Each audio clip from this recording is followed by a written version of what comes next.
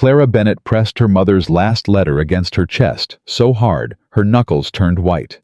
She had read it 100 times. She knew every word by heart, and every single word broke her. Stay proud, my girl. No matter what they take from you, they cannot take who you are. But standing at the edge of Harrowfield's grandest summer ball, wearing a dress patched at the hem and shoes worn through at the toe, Clara wasn't sure her mother had ever been this wrong. If this story already has your heart pounding, you're in the right place. Subscribe to our channel and follow Clara's journey all the way to the end. And drop a comment telling us what city you're watching from. I want to see just how far this story has traveled. Virginia, summer of 1817. The letter was already falling apart at the folds. Clara Bennett had read it so many times over the past 3 weeks that the paper had gone soft and thin, the ink bleeding at the edges where her fingers always pressed the hardest. She kept it tucked inside the pocket of her dress. The blue cotton one faded now to the color of an early morning sky, mended twice at the left sleeve and once along the hem where she'd caught it on a fence post the winter before. She didn't take it out now. She didn't need to. She had memorized every single word her mother had ever written to her. And standing at the iron gate of Whitmore Hall on a sweltering July evening in 1817, with the sound of fiddles drifting through the open windows and the smell of roasted meat thick in the summer air, Clara heard her mother's voice as clearly as if the woman were standing right beside her. Stay proud, my girl. Clara pressed her hand flat against her stomach and breathed. The gate was open. The lanterns were lit. Carriages lined the long drive, sleek horses stamping in the heat, coachmen fanning themselves with their hats. Through the tall windows of Whitmore Hall, she could see the shadows of people dancing, women in silk and lace, men in dark coats, everyone moving like they belonged to a world that had been made specifically for them. Clara did not belong to that world. She never had. But her brother did now, or he was trying to. Young Thomas, 19 years old, and already in debt to the wrong man, had begged her to come tonight. He'd told her the gathering was open to the county, that Nathaniel Whitmore always invited the whole of Harrowfield to his summer celebration, rich and poor alike. He'd told her it would be fine. He'd told her nobody would even notice her. She had not believed him for a single second, but she had come anyway, because Thomas had also told her quietly, with his eyes on the floor, the way he did when he was ashamed, that Thomas Caldwell had bought their father's debt. All of it. Every cent their father owed when he died had passed quietly into Caldwell's hands, and now Caldwell was collecting, and if Clara didn't find a way to speak with Nathaniel Whitmore tonight, the only man in the county with enough influence to challenge Caldwell's claim, then Thomas was going to lose everything. The house, the small piece of land, the last thing their father had ever owned. So Clara had patched her dress. She had pinned her hair. She had walked 4 miles in shoes that were wearing through at the right heel. And now she was standing at the gate of Whitmore Hall, her hands completely steady, her heart absolutely not. Stay proud. She walked in. The entrance hall smelled of beeswax and flowers. Great bunches of summer blooms crammed into tall vases, their petals already beginning to wilt in the heat. A servant near the door looked Clara up and down with a practiced eye that missed nothing and revealed nothing. Name, he said. Clara Bennett, she said. Of the Bennett family on Colton Road. The servant looked at his list. He looked at it for a very long time. I don't see. My brother Thomas Bennett was invited, Clara said, and kept her voice even. He was unable to attend. I'm here in his place. Another long pause. Another slow, deliberate look at her dress. The reception is in the main hall, the servant said finally. Refreshments are along the east wall. Thank you, Clara said. She walked past him before he could say anything else. The main hall was everything she had expected, and nothing she was prepared for. It was loud and bright, and overwhelming chandeliers blazing overhead, the fiddle music faster. Now couples spinning across the center of the floor, while older guests clustered along the walls, talking with the easy confidence of people who never had to count their words before they spent them. Clara moved along the edge of the room. She was looking for Nathaniel Whitmore. She had never met him.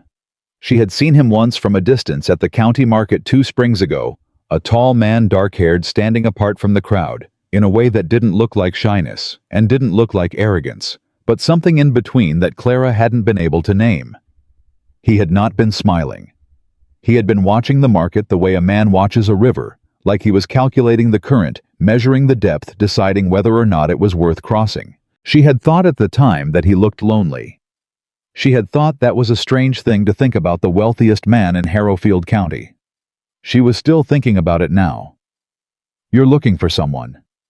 The voice came from her left, a woman about Clara's age, bright-eyed and cheerful, in a yellow dress that suited her perfectly. Clara turned. "Is it that obvious?" "Terribly," the woman said with a smile that took all the sting out of it. "I'm Margaret Hale. My father manages the mill on the North Road." "Clara Bennett," Clara said. "My father was the schoolteacher on Colton Road." He passed 2 years ago." Margaret's smile softened. "I'm sorry." And then, with the directness of someone who had decided almost immediately to like Clara, "You're looking for Mr. Whitmore, aren't you?" Clara didn't bother denying it. "I need to speak with him." Margaret's expression shifted not to alarm exactly, but to something cautious. "May I give you some advice, as someone who has lived in this county her whole life?" "Please." "Don't approach him directly," Margaret said quietly. "He doesn't like it. He doesn't like being sought out, particularly by people he doesn't know. She searched for the word, a wall around him. Most people who try to speak with him directly come away wishing they hadn't." Clara looked across the room, and there he was. Nathaniel Whitmore stood near the far window, not quite in the crowd, not quite apart from it. He was taller than she remembered, and he wasn't smiling just as he hadn't been smiling at the market 2 years ago. He held a glass of something dark and was talking to a man Clara didn't recognize, but his eyes moved around the room with that same quiet, calculating stillness she remembered. Taking account. Measuring. A woman in green silk said something to him. He answered in 2 words. She laughed. He did not. "He looks," Clara said slowly, "like a man who has been politely miserable for a very long time and has gotten exceptionally good at hiding it." Margaret stared at her. "That is the most accurate thing anyone has ever said about Nathaniel Whitmore." "I still need to speak with him," Clara said. Margaret looked at her for a long moment. Then she sighed in the way of someone who has decided to do a thing they know they'll regret. "All right," she said, "but let me warn you, whatever you're expecting, it won't go the way you're planning." "It almost never does," Clara said. She waited. She was good at waiting. She had waited through her father's long illness, through the slow weeks after his death, through the months of learning how to stretch what little money remained across all the things that needed paying. Waiting was just another kind of work. You had to do it with your full attention, or you'd miss the moment when things shifted. The moment came about an hour later, when Nathaniel Whitmore stepped away from his group and moved toward the long table near the east window, where a servant had set out a tray of cold water. Clara moved. She did not run. She did not hurry. She simply walked with the same steady pace she used when she crossed a field, purposeful, unhurried, as though she had every right to be exactly where she was going. She reached the table just as he did. "Mr. Whitmore," she said. "My name is Clara Bennett. I wonder if I might have a moment of your time." He looked at her. Up close, his eyes were darker than she'd expected. Gray almost in the candlelight, with an expression in them that was not unkind, but was absolutely not welcoming. He looked at her the way she had seen men look at a document they weren't sure yet whether to sign. "I don't believe we've been introduced," he said. "We haven't," Clara agreed. "Which is why I'm introducing myself. Clara Bennett. My father was Robert Bennett, the schoolteacher. He passed 2 years ago." "I'm sorry for your loss," Whitmore said with the automatic courtesy of a man who has said those words many times. "What is it you want, Miss Bennett?" "Direct." She could work with direct. "I want to talk to you about Thomas Caldwell," she said, and watched his expression change, not much, but enough. "And about the debt he purchased from my father's estate." Something moved through Whitmore's eyes. "This," he said, "is not the place for that conversation." "No," Clara agreed. "It isn't, but it's the only place I have." She met his gaze and held it. My brother is 19 years old, Mr. Whitmore. He has nothing except what my father left him. And Thomas Caldwell has made it clear that he intends to collect in a way that will leave Thomas with nothing at all. I am not here to beg. I'm here because you are the only person in this county whose influence might matter, and because I hope that you are not the kind of man who would look the other way while a 19-year-old boy loses everything his father built. The silence that fell between them was not comfortable, but Whitmore didn't look away. You are very direct, Miss Bennet, he said. I've found that being indirect is a luxury I can't afford, she said. He looked at her for another long moment. Then he said, Come to Whitmore Hall on Thursday morning, 8 o'clock. I'll hear what you have to say. Clara felt something loosen in her chest, not relief exactly, but the first suggestion of it. Thank you, she said. Don't thank me yet, Whitmore said. I said I'd listen. I didn't say I'd help. He picked up his water. He walked away. Clara stood at the table and breathed. Thursday, she thought. 8 o'clock. She could work with that. What she could not work with, what she had not anticipated because she had been so focused on finding Whitmore that she had not paid enough attention to who else was in the room, was Thomas Caldwell. She knew him by sight. Everyone in Harrowfield did. How was a heavy-set man in his mid-40s with a broad, florid face and small eyes that were set a little too close together, and he moved through rooms the way a man moves through rooms when he is accustomed to everyone getting out of his way. He wore good clothes and wore them carelessly the way men do when they have always had enough money to replace whatever they ruin. He saw her the moment she turned away from Whitmore's table, and the way he looked at her, slowly, deliberately, with a smile that didn't reach those small pale eyes, made the loosening in her chest go tight again immediately. Miss Bennet, he said, walking toward her with an ease that was almost insulting. I didn't expect to see you here. Mr. Caldwell, she said. I heard you speaking with Whitmore just now, he said, and the smile widened slightly. Industrious of you, but I hope you're not wasting his time with matters that don't concern him. My family's situation, Clara said carefully, concerns anyone in this county with an interest in fair dealing. Fair dealing. Caldwell repeated the words as though they tasted interesting. That's a charming way to put it. Your father borrowed money, Miss Bennet. He died without repaying it. That's not a matter of fair dealing. That's just arithmetic.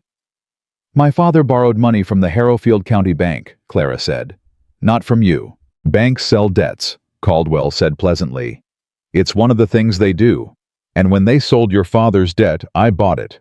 Perfectly legal. Perfectly simple. He tilted his head slightly. Your brother knew this. I informed him 3 weeks ago. You informed him, Clara said, by arriving at his door with 2 large men and a document he had no warning of. Caldwell smiled. Business rarely comes at a convenient time. No, Clara said. I don't suppose it does. She held his gaze. She did not look away. She had been forced to learn that men like Caldwell read hesitation as permission. What is it you want from my brother, Mr. Caldwell? She said very quietly. Specifically. Something shifted in his expression. The smile softened into something that was, she thought, considerably more dangerous than the version before it. Specifically, he said, I want what's owed, the land if the money can't be paid, which given your family's current circumstances seems rather likely. He paused. Unless, of course, some alternative arrangement could be reached. Clara went very still. What kind of arrangement? She said, and her voice was flat and cold and steady, the way her mother's voice had always been when someone tried to diminish her. Caldwell looked at her for a moment. Nothing that needs to be discussed tonight, he said. This is a party after all. He reached out and picked up a glass from the table beside him, lifting it in a small, pleasant toast. Enjoy the evening, Miss Bennet. You're welcome here as long as Mr. Whitmore permits it. He walked away. Clara stood perfectly still for 10 full seconds. Then she turned toward the window, toward the dark summer lawn beyond the glass, and pressed both hands flat against her skirt to keep them from shaking. Stay proud, she breathed. The fiddles played on. Margaret found her there some minutes later. I saw you talking to Caldwell, Margaret said without preamble. Her voice was careful. Are you all right? I'm fine, Clara said. You don't look fine. "I'm working on it," Clara said. Margaret was quiet for a moment. "Did he?" "He hinted," Clara said. "Nothing direct. Nothing that could be repeated with any certainty." She finally looked away from the window. "He's clever. He's terrible," Margaret said flatly. "Half this county knows it, and the other half owes him money, so nobody says it out loud." She touched Clara's arm lightly. "What did Whitmore say to you?" "He told me to come on Thursday, that he'd listen." Margaret raised her eyebrows. "That's more than most people get." "I noticed. He won't be easy," Margaret said. "Even if he agrees to help. He doesn't trust easily, and he doesn't—" She stopped. There was a situation some years ago. A woman. Everyone knows the shape of it, but nobody knows the whole of it. What I know is that since then he keeps most people at a very great distance." Clara thought of the expression she'd seen in Whitmore's eyes when she first said Caldwell's name. That small, significant shift. Not surprise. More like confirmation, like she'd told him something he already suspected and hadn't quite known what to do with. "He knows Caldwell is not a good man," Clara said slowly. "He knows it already." "Perhaps," Margaret said. "But knowing something and acting on it are two very different things, especially for men like Whitmore." "Yes," Clara said. "I know." She looked once more across the room. Nathaniel Whitmore was back with his group back, with his careful stillness and his glass and his two-word answers to things that warranted 10. But once, just once, his eyes moved across the room and found hers. And for a moment, that lasted no longer than a heartbeat. Something passed between them that Clara couldn't name. Not a smile. Not warmth exactly. Recognition, maybe. The kind that didn't need words. Then he looked away. And Clara stood in her faded blue dress in the blazing heart of Whitmore Hall, with the fiddles playing and the summer night pressing hot against the windows, and she thought Thursday. 8 o'clock. "You're going to help my brother Nathaniel Whitmore. You just don't know it yet." She left before midnight. She walked home in the dark, the 4 miles back to Colton Road, with the hem of her dress, catching the dust and the stars very bright overhead, and her mother's letter pressed against her palm. She was not afraid of the dark. She had stopped being afraid of the dark a long time ago. What she was as she walked was tired, the deep grinding tiredness that came not from the body, but from having to hold yourself together in a room full of people who were always measuring you and always finding you a little short of the mark. She was tired of the servant's look at the gate. She was tired of Caldwell's smile. She was tired of needing things from people who had no particular reason to give them. But she was not defeated. She would not be defeated. Thomas had no one else. She thought about Whitmore's face when she'd said her piece to him, the way he'd listened, really listened with that still calculating attention of his, not dismissing her, not looking over her shoulder for someone more important, just listening. She had not expected that. She had prepared herself for contempt for dismissal, for the polite but final brush-off she'd experienced from 3 other men of standing she'd tried to approach in the weeks since Caldwell appeared at Thomas's door. She had not prepared herself for a man who listened. She turned onto Colton Road. The Bennett house sat at the end of a narrow lane, small and plain, with a kitchen garden along the south side, and a barn that needed its roof repaired. The window of Thomas's room was dark. He had gone to bed early, as he always did when he was worried.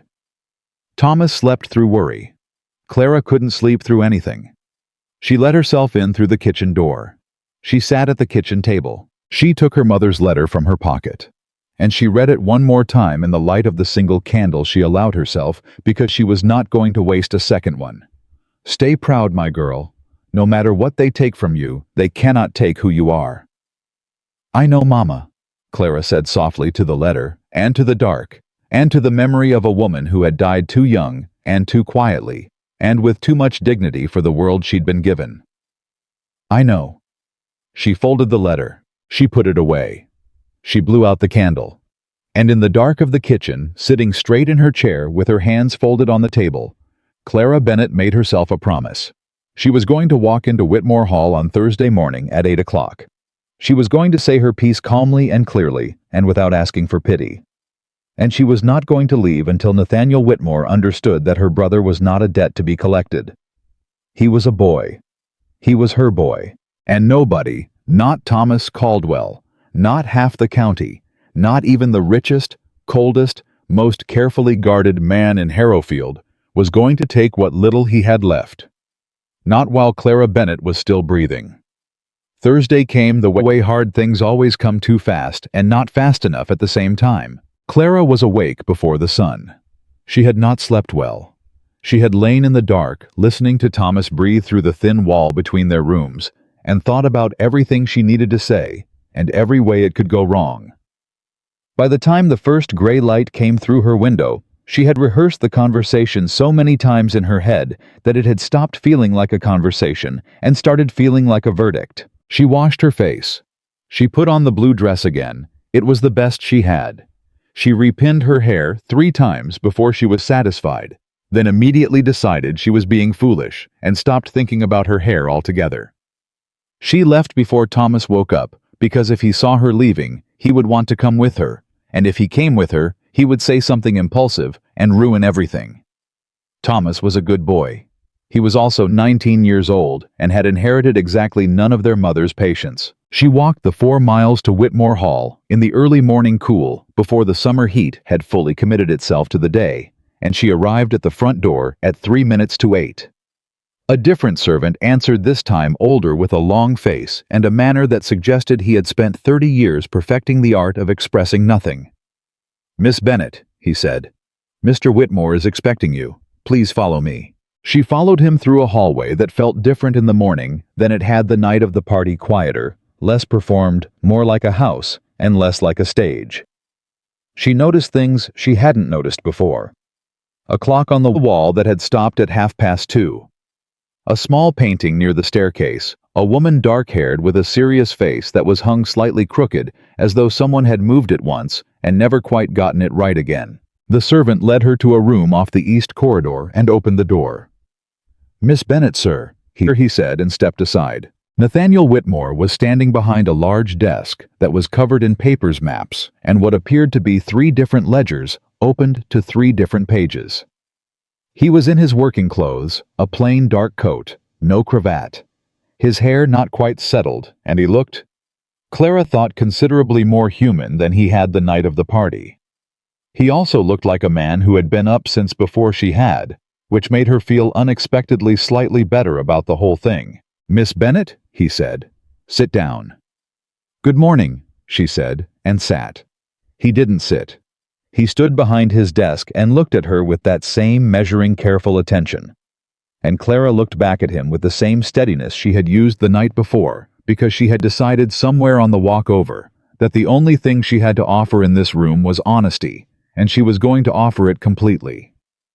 "Tell me about the debt," he said. So she told him. She told him everything cleanly, without embellishment, without sentiment. Her father's the loans taken out to pay the doctor, the bank's patience running out in the winter before he died, the amount outstanding, the amount Thomas had already managed to repay in the 2 years since. She told him the exact figure Caldwell had paid for the debt, which she knew because she had gone to the county records office herself 3 weeks ago and looked it up, because knowing things exactly had always served her better than guessing. She told him what Caldwell had said to Thomas when he arrived at their door, and what Caldwell had hinted to her the night before at the party. Whitmore listened to all of it without interrupting once. When she finished, there was a silence that lasted long enough for her to notice.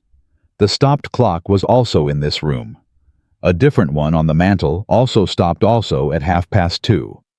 She wondered briefly if that meant something, and then put the thought away, because it was not the kind of thing she had come here to think about.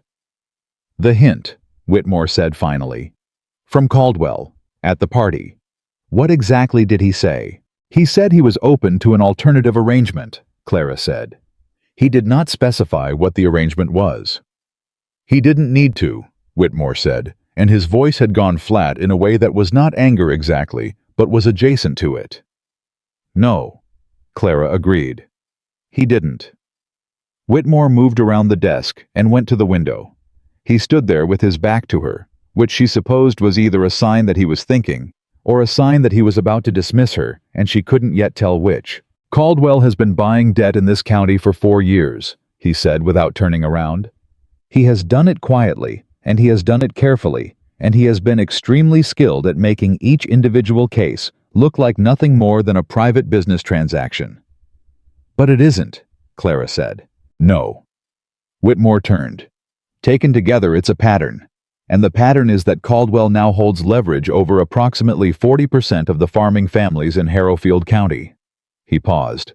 Including 2 of mine. Clara hadn't known that. She hadn't known that. She sat with it for a moment.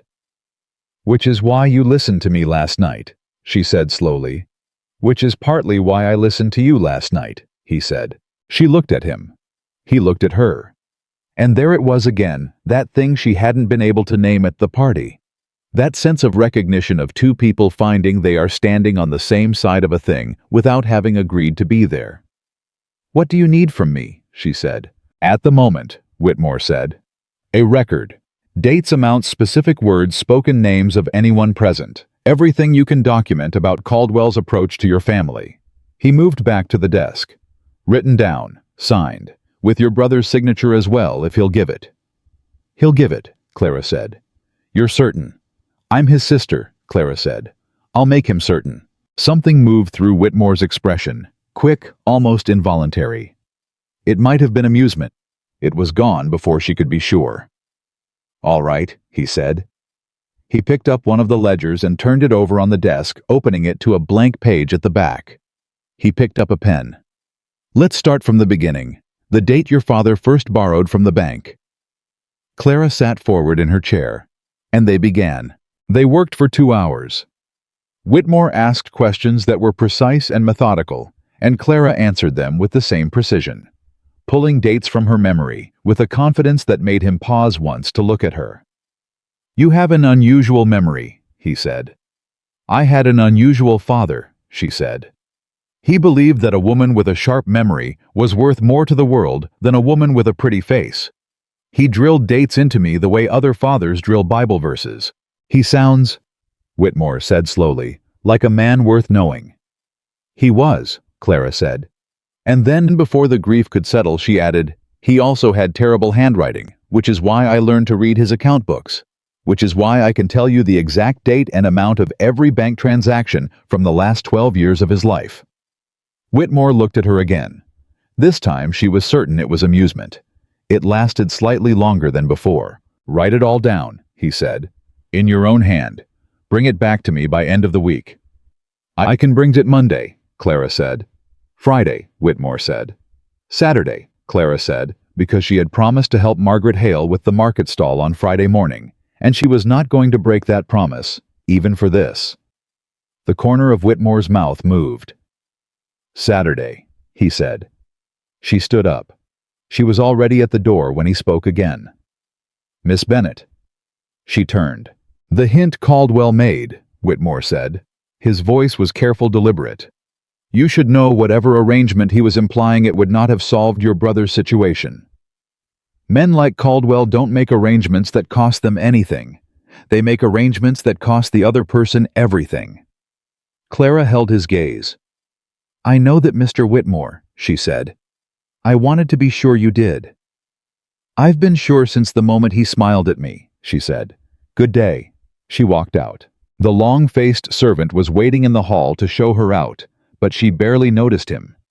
She was thinking about what Whitmore had said, that Caldwell held leverage over 40% of the farming families in the county, that 2 of those families were Whitmore's people, that this was bigger than Thomas's debt, bigger than one family, bigger than one piece of land on Colton Road. She was also thinking about the stopped clocks. 2 of them. Both at 2:30. She almost asked the servant about it. She stopped herself. Some things were not her business, not yet. She walked home in the full morning heat, the sun on the back of her neck, and her mind already working.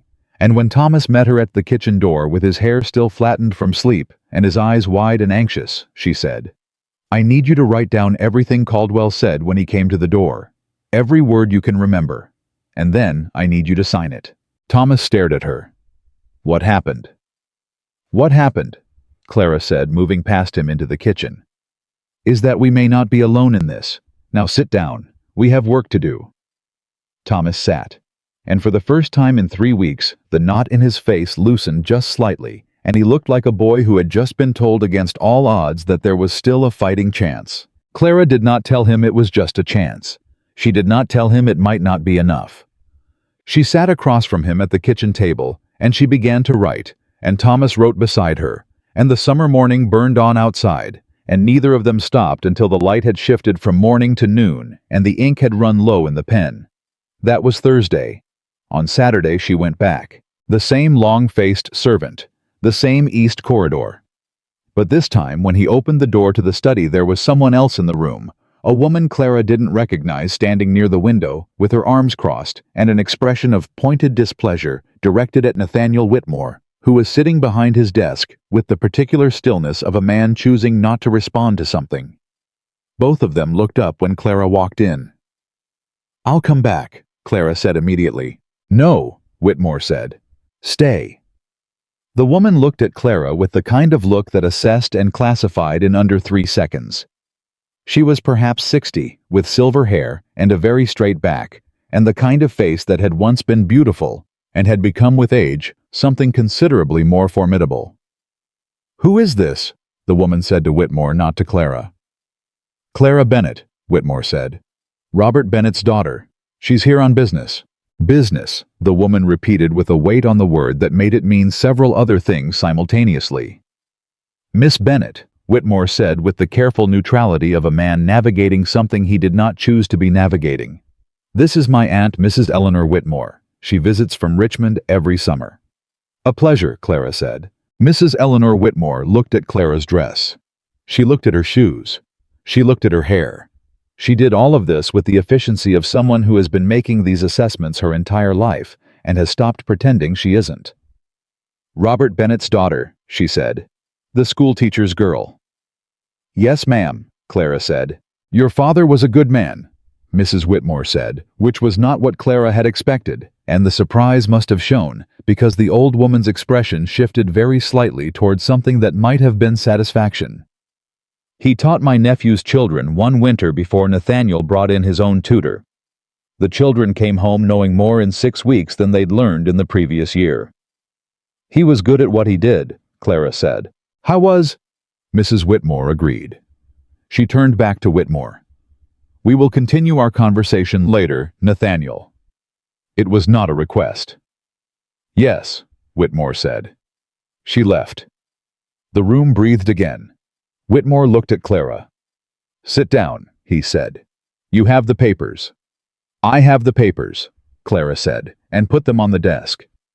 He read through them without speaking. Clara sat in the chair she'd sat in on Thursday and looked at the mantel at the stopped clock at 2:30. "Mr. Whitmore," she said. "The clocks," she said. "In this room and in the hall. Both stopped at 2:30. She paused. "I'm not asking out of idle curiosity. I'm asking because I've noticed things about people, and what I've noticed about you is that nothing in this house is accidental." He didn't look up from the papers. A silence went by that was long enough that she thought perhaps she had overstepped, that perhaps there were lines she shouldn't have crossed so quickly, that some things were not hers to ask, no matter how curious she was. Then Whitmore said very quietly, "My father died at 2:30 in the morning, 7 years ago. I stopped them that night and I haven't started them again." Clara sat with that. "I'm sorry," she said. "Don't be," he said. "It was a long time ago. Grief doesn't really obey time," she said. "I stopped the clock in my father's room the night he died. I told myself I'd start it again when I was ready." She paused. "I still haven't started it." Whitmore looked up from the papers. For the first time since she had met him, his expression was not measured or calculated or carefully arranged. It was just a man's face open for a moment to something he usually kept locked away. "No," he said. "You don't." The moment lasted exactly as long as it lasted. Then he looked back at the papers, and she looked back at the clock, and they were themselves again, two careful people sitting across a desk from each other, doing business, which was what they were here to do, and which was fine. It was fine. "This is enough to start with," Whitmore said. "I want to bring this to Judge Harris before the end of the month." But I need you to understand Caldwell has friends on the county board. This will not go quickly, and it will not go quietly. If I move against him, he'll move back, and some of that movement will be directed at you." "I understand," Clara said. "I want to be sure you do," he said. "You've already shown him you're not afraid of him. That means he'll look for leverage." "He won't find much," Clara said. "We don't have anything left for him to threaten us with." "That's not the only kind of leverage," Whitmore said. He set down the papers. He looked at her directly. "He can threaten your reputation, Miss Bennet, your character. He has done it before to other women who refused him. He will find some story, or invent one, and he will tell it where it will do the most damage." Clara felt the cold of it sharp and clear, even in the summer heat. She had known this.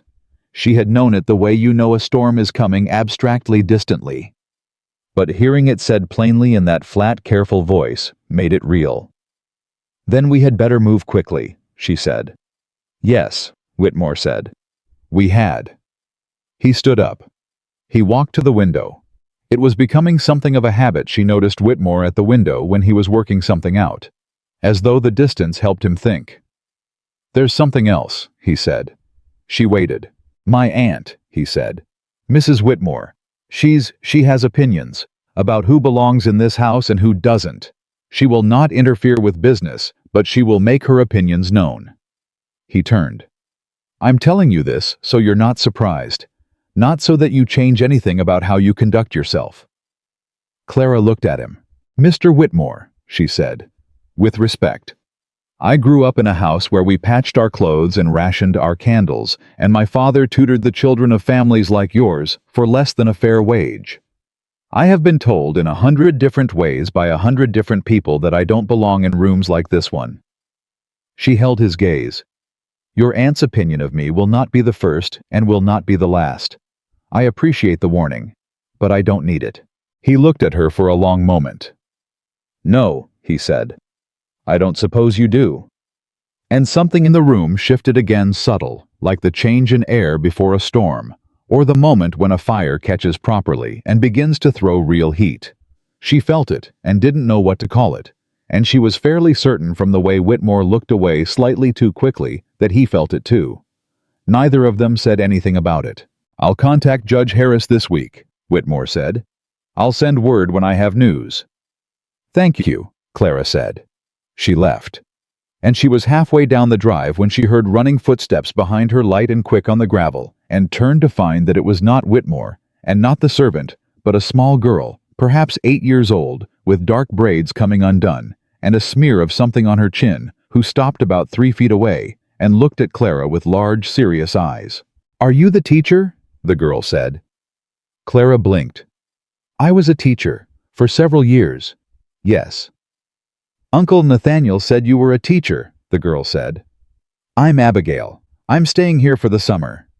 She looked at Clara with an expression of frank assessment. "Our tutor went back to Boston because he was homesick. We haven't got anyone to teach us." "We," Clara said. "My brother James and me." Abigail pointed back at the house, and Clara looked and saw in an upstairs window the face of a boy, perhaps a year older than the girl, watching with considerably more wariness than his sister. "He doesn't make friends easily," Abigail said. "Don't mind him." Clara looked at the little girl. "Abigail," she said, "who sent you out here?" Abigail's serious expression flickered. "Nobody," she said. "Abigail." The flicker again. Then, with the resignation of a child who has been caught, "Uncle Nathaniel said I wasn't to bother you, so technically I'm not supposed to be out here." "And yet here you are," Clara said. "Here I am," Abigail agreed. And Clara looked at this small, determined, slightly disheveled child, standing in the drive with her braids coming loose and her chin dirty, and felt something in her chest that had nothing to do with Caldwell, or the debt, or any of the things she had come here to think about. "Tell your uncle," Clara said carefully, "that if he'd like to discuss an arrangement for the remainder of the summer, he can send word to Colton Road." Abigail's face broke open into a grin that transformed it entirely. "I knew it," she said, and ran back toward the house without another word. Clara stood in the drive for a moment, looking after her. Then she started walking home, And somewhere between Whitmore Hall and the turn onto the main road, she realized she was smiling, and it was the first time in 3 weeks that a smile had arrived without being manufactured. She was still smiling when Thomas met her at the door. "Well," he said. "He's going to Judge Harris," she said. "We're not done yet, but we're not finished either." Thomas let out a breath like he'd been holding it since Thursday. "And," he said, "what else?" "I may," Clara said, "have just agreed to teach for the summer." Thomas stared at her. "Clara." "Don't," she said, and walked past him into the kitchen. "Don't say it. I know what you're thinking, and I want you to keep it to yourself." "I wasn't going to say anything," Thomas said, following her, which was an absolute lie, and they both knew it. "Good," Clara said. She put the kettle on. She sat at the table, and she looked at her hands, ink-stained still from Saturday morning's writing, and thought about stopped clocks and small girls with dirty chins, and the way a man's face looks when something cracks open in it that he didn't know was cracked. She thought about the 40% of families Caldwell was squeezing. She thought about leverage. She thought about how much damage a man could do if he decided to direct it at a woman with nothing to protect herself with but her word and her character. And she thought about what Whitmore had said. "We had better move quickly. Not you, not I. We." She hadn't noticed it when he said it. She noticed it now. The kettle began to whistle. Clara got up, made the tea, and sat back down, and for the first time since the knock on Thomas's door 3 weeks ago, she felt something that was not quite hope, but was close enough to borrow against. The word arrived on Monday, delivered by the long-faced servant to Colton Road, written in a hand that was precise and unhurried, and gave nothing away in its characters that its owner had not decided to give. "Judge Harris will see us Wednesday at 10. Come to Whitmore Hall at 9. We should speak before the meeting. N. Whitmore." Thomas read it over her shoulder. "He wrote us," Thomas said. "Yes," Clara said. "And we," Thomas said. "Thomas." "I'm just observing," Thomas said in the tone of someone who is absolutely not just observing. "Go fix the barn roof," Clara said. I went. But she heard him humming as he crossed the yard, which told her everything she needed to know about the state of his feelings on the matter. She folded the note. She put it in her pocket. And then, because she was Clara Bennett, and she did not do things by halves, she sat back down and started making a second list. Not of Caldwell's transgressions this time, but of every family in Harrowfield she knew to be in a similar position. Because if Caldwell was going down, she intended to make sure he went down in a way that took his leverage with him. All of it. Not just theirs. She wrote for 3 hours. By the end, she had 14 names. She looked at the list for a long time. Then she wrote a 15th, and folded it, and put it with the note from Whitmore Hall pressed flat in the pocket of her blue cotton dress next to her mother's letter. Wednesday was 6 days away. Clara Bennett had never been good at waiting, but she was very, very good at preparing. And by the time Wednesday came, she intended to be ready for everything. Wednesday arrived the way Clara had known it would, too early, and with no mercy. She was at Whitmore Hall by 8:30, 40 minutes before Whitmore had asked her to come, because she had been awake since 5 and had run out of things to do with her hands by 7. The long-faced servant let her in without comment, which she was beginning to appreciate about him. He led her to the study, told her Mr. Whitmore would be with her shortly, and left her alone with the stopped clocks, and the maps, and the ledgers, and the 15 names folded in her pocket. She did not sit down. She stood at the desk and looked at the papers Whitmore had spread out. Correspondence. She could see letters with official seals, a document that appeared to be a land survey. She did not read them. They were not hers to read. But she noticed that his handwriting appeared on several of the margins notes, quick and precise, the same hand that had written her the note on Monday. She was looking at the stopped clock on the mantel when the door opened. It was not Whitmore. It was Mrs. Eleanor Whitmore, and she was already looking at Clara with the expression of a woman who has decided something and is now simply waiting for the conversation to catch up with her decision. "You're early," Mrs. Whitmore said. "I'm sorry," Clara said. "I can wait in the hall. Sit down, child," Mrs. Whitmore said, not unkindly, and sat down herself in the chair on the other side of the desk, with the ease of a woman who considered every room in this house equally hers. "I want to talk to you before Nathaniel comes down." Clara sat. Mrs. Whitmore looked at her for a long moment.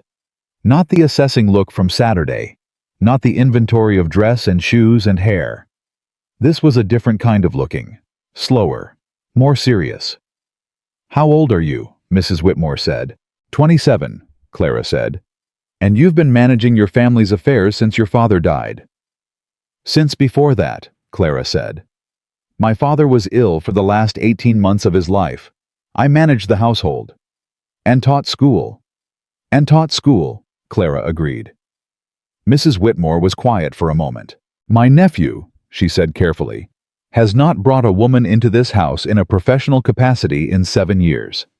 He has not brought anyone into this house in any capacity who was not already known to the family." Clara held her gaze. "I'm not unaware of that," she said. "What I want to know," Mrs. Whitmore said, "is whether you are aware of why." The stopped clocks. 2:30, 7 years ago. "His father," Clara said carefully. Mrs. Whitmore's expression didn't change, but something in her eyes did. "Partly," she said. "His father's death was the wound, but wounds heal if you let them." She paused. "There was a woman, 5 years ago. She came to him with a story not entirely unlike yours, a family difficulty, a need for assistance, a request for his influence. He helped her, genuinely, and she took what he offered and used it, and then married someone else, and the whole county knew within the week that she had used Nathaniel Whitmore's name and resources to advance herself without ever intending anything more." Clara sat with that. "That's not what I'm doing," she said. "I know," Mrs. Whitmore said. "That's why I'm telling you." Clara looked at her. "He won't tell you himself," Mrs. Whitmore continued. "He won't tell you because he doesn't speak about it, and also because he doesn't believe it's relevant, and also, and this is the part I want you to understand, because he has decided somewhere underneath all that careful silence that you are different. And that terrifies him considerably more than Caldwell does." The room was very quiet. "Mrs. Whitmore," Clara said slowly, "I came here about my brother's debt." "I know why you came here," Mrs. Whitmore said. "I'm telling you what I see. I'm old enough to say what I see without dressing it in politeness." She stood up, smoothing her skirt with both hands. "I'm not warning you away. I'm warning you to be careful with him. He is not as unbreakable as he looks." She left before Clara could respond. Clara sat in the chair and stared at the stopped clock. 2:30. She was still sitting there when Whitmore came in 2 minutes later. He looked at her and stopped. "What happened?" he said. "Nothing," Clara said. "Your aunt and I had a conversation." He looked at the chair his aunt had apparently just vacated. "About," he said. "Nothing relevant to today," Clara said and stood up. "Are we ready to go?" He looked at her for a moment longer than the question required. "Yes," he said. They went.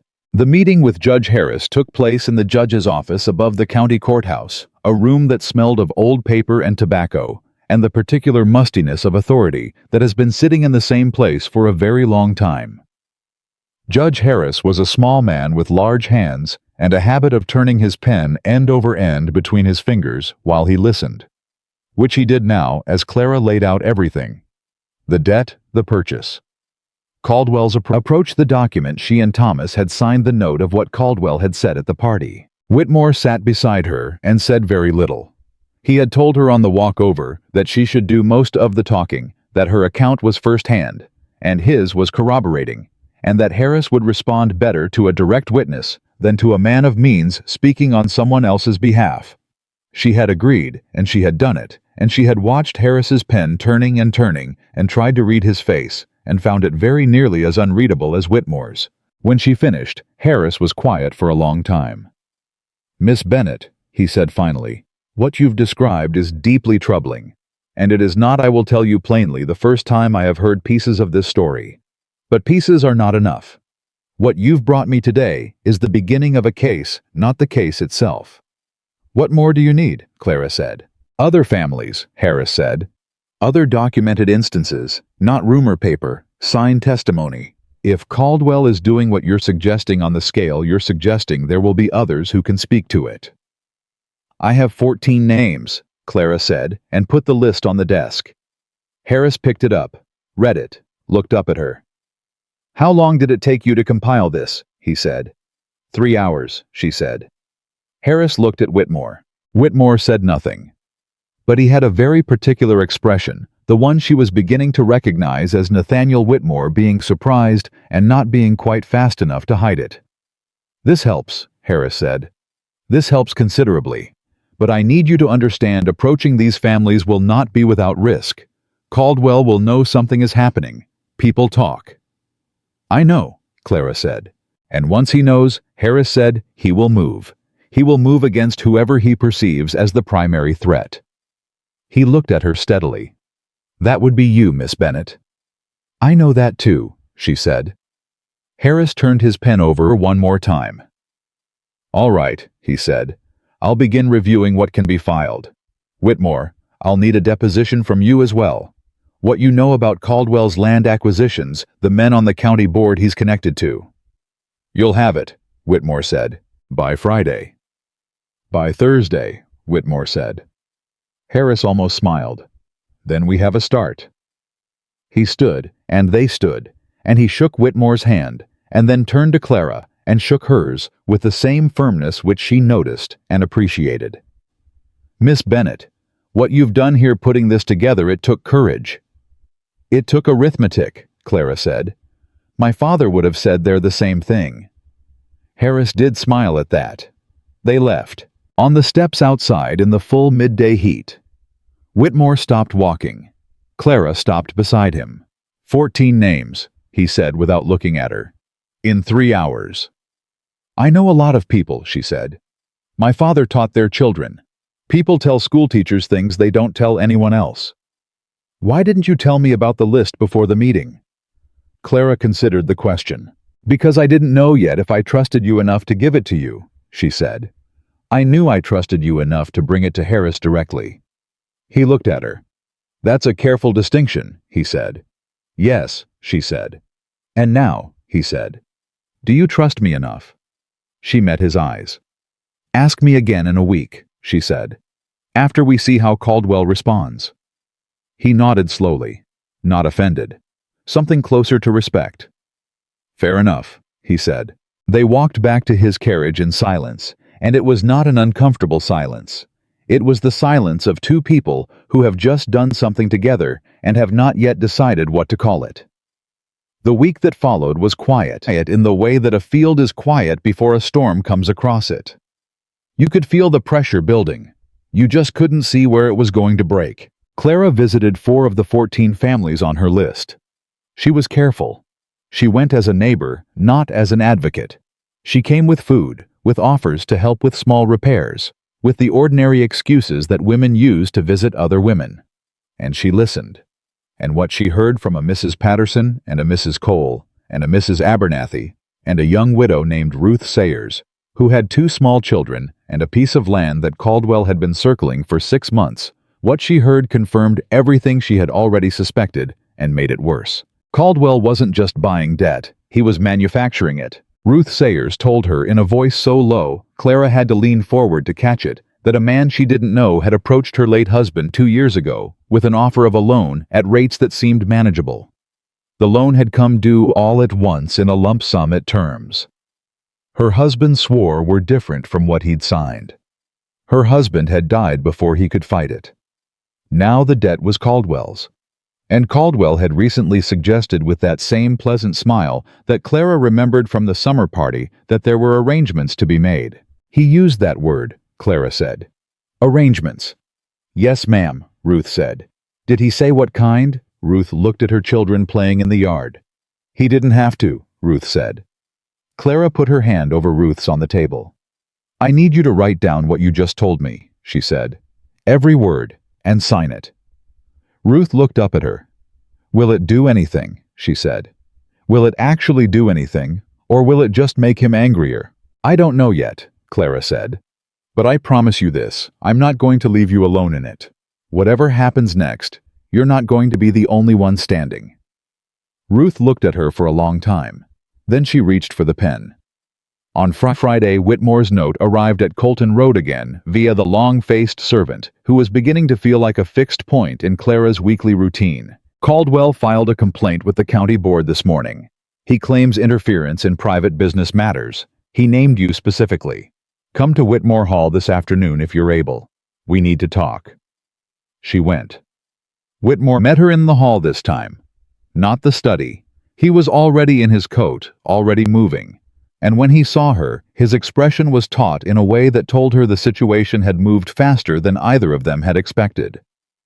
"Tell me," she said without preamble. "He filed the complaint at 9 this morning," Whitmore said, leading her toward the study.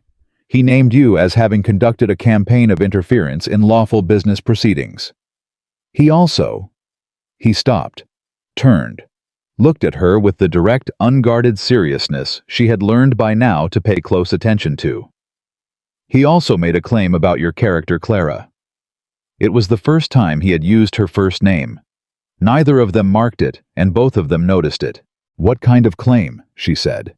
"He told Harrington, that's the board chairman, that your visits to the families this week were not motivated by concern for your neighbors. He claimed you are operating on behalf of parties who want to acquire their land, that you are gathering information to sell essentially." The cold again, sharp and immediate. "That's a lie," Clara said. "I know it's a lie," Whitmore said. "Harrington may not know it's a lie, and the board will hear it either way. What does this mean for Judge Harris?" "Harris is independent of the board," Whitmore said. "What the board does doesn't stop Harris's review. But it creates noise, it creates doubt, and He stopped again. "It means Caldwell is frightened, which is good operationally and bad personally. A frightened Caldwell is a more dangerous Caldwell." Clara looked at him. "Is there anything he said that can be used against him in the filing?" she said. "The fact that he named you specifically," Whitmore said, "before you'd been publicly connected to anything, suggests he has been watching you more closely than a man with nothing to fear would need to." "You could use that," Clara said. "Harris already has it," Whitmore said. "I sent word this morning." She looked at him. He looked at her. And she thought about what his aunt had said. He has decided somewhere underneath all that careful silence that you are different, and she felt the weight of it again, and put it away again, because now was not the time. "What do I do?" she said. "Nothing," Whitmore said. "That's the hardest part. You do nothing that can be documented, nothing that looks like retaliation. You go about your business. You teach the children. You wait." "I'm not good at waiting," she said. "I know," he said. And then unexpectedly, "Neither am I." She almost laughed. It wasn't funny exactly.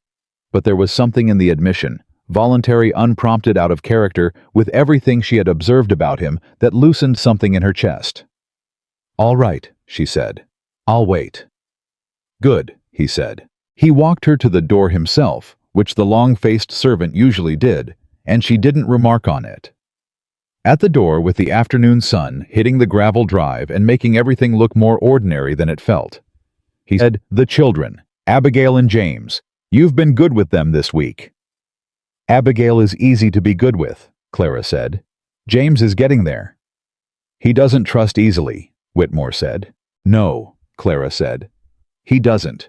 He watches from a safe distance until he decides whether something is worth the risk. And then when he does decide—" She paused. "He decides completely." She had been talking about James. They both knew she had also been talking about something else. Whitmore said nothing, but he held the door open for her, and when she walked past him, she was close enough to see that the careful, calculated stillness in his face had developed something it hadn't had 2 weeks ago. A crack. Small. Not a fracture. Not yet. But a crack. She walked to the carriage he had without asking, arranged to take her home, and she got in, and she looked out the window as it pulled away, and she did not look back at the door. She did not need to. She already knew he was still standing there. The next 3 days were the quietest and the most dangerous. Caldwell did not move openly. He was too clever for that. But Clara felt it, the shift in how people looked at her in the market on Saturday morning. The way Mrs. Harrington, the board chairman's wife, turned away from her at the dry goods counter when she would usually have said hello. The way the Reverend's wife, who had always been perfectly cordial, found something very interesting in the middle distance when Clara passed her on the main road. Nothing direct. Nothing that could be confronted. Just the slow, deliberate withdrawal of ordinary warmth. The way a tide goes out. Caldwell was working. He was working fast and quietly the way men work when they are genuinely afraid. And he was good at it. And Clara felt it in the way she felt cold, in a room that was not cold, not from the outside, but from the center. Thomas noticed on Sunday. "People aren't looking at you right," he said at breakfast. "I noticed," Clara said. "What does it mean?" "It means we're making progress," Clara said, which was true, and also the most useful thing she could say, because the alternative was telling Thomas that Caldwell was systematically poisoning her reputation, and that they were in a race between Harris's legal review and the county's willingness to believe a story about a woman who was not who she said she was. She had never been anything other than who she said she was. That, unfortunately, was not the point. On Monday, Abigail met her at the door of Whitmore Hall with an expression that was trying very hard to look ordinary and not succeeding. "Uncle Nathaniel has a visitor," Abigail said. "Who?" Clara said. Abigail hesitated. "Mr. Caldwell," she said. Clara went still. "How long has he been here?" "Since 8, Abigail said. "We were at breakfast. Uncle Nathaniel told me to go outside." It was 9:15, an hour and 15 minutes. Clara looked at the house. "Abigail," she said carefully, "go find James and start your reading. I'll come to the schoolroom in a few minutes." "Are you going in?" Abigail said. "Go find James," Clara said. Abigail went. Clara stood in the drive. She should not go in. She knew that. If Whitmore was in a meeting with Caldwell, walking into that meeting was exactly the kind of dramatic, documentable action that Whitmore had told her not to take. It was the kind of thing that would look reactive. It would give Caldwell exactly what he wanted. She knew all of that. She went in anyway, not through the front door. Through the kitchen door at the back, which she knew because she had used it twice before when bringing things for the children's lessons. She went in, and she went quietly down the back passage toward the study, and she stopped outside the closed door because she could hear voices. She was not proud of what she did next. She listened. Caldwell's voice, first smooth, pleasant, with that particular warmth that was not warmth at all. "I have the greatest respect for you, Nathaniel. You know that. And I understand completely why you've listened to this woman's story. She is compelling, I'll grant her that. Intelligent. Persuasive. But I want you to consider as a friend what you actually know about her." Whitmore's voice. "I know what she's shown me, which is exactly what she wants you to know," Caldwell said. "A sad story, a loyal sister, a father who taught school. It's a very good story, Nathaniel. I've heard variations of it before. And I've watched men I respect make very costly mistakes because they didn't look past the story to the woman telling it." A pause. "What are you suggesting?" Whitmore said. His voice was flat, carefully flat. "I'm not suggesting anything," Caldwell said. "I'm simply telling you that 3 families on your list approached me last week. 3 families who said Clara Bennett had visited them under the pretense of neighborly concern and had asked them to sign documents they didn't fully understand. I'm not making accusations.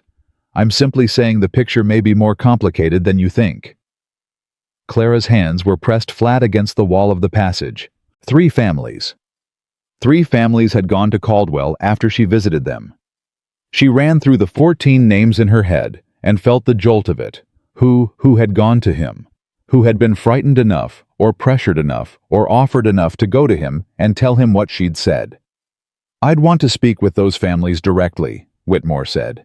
"Of course you would," Caldwell said, and the pleasantness in his voice was absolutely unbearable.